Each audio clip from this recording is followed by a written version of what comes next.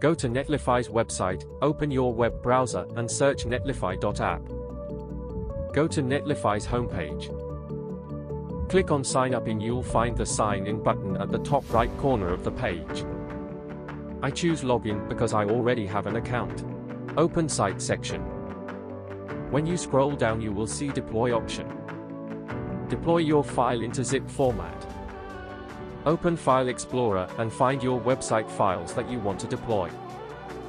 First make your all files into zip format as shown in video. Set name to your zip folder.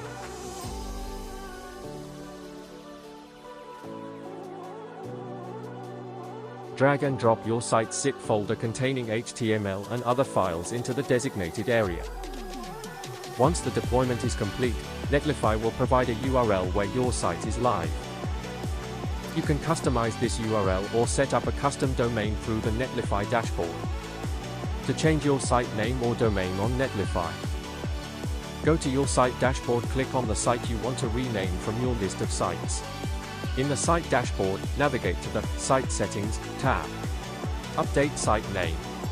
Enter a new name, type in the new name you want for your site. Netlify will check if the name is available. Save change after entering the new name, save your changes. Netlify will update the site URL to reflect the new. To check if your website is live with the new domain, visit the URL, open a web browser and enter the new domain name or URL of your site. Ensure it loads correctly and displays your website as expected. If you enjoyed this video, please give it a thumbs up and consider subscribing to our channel for more content like this. Your support means a lot and helps us bring you more great videos. Don't forget to share this video with your friends and leave a comment below with your thoughts or questions. We love hearing from you.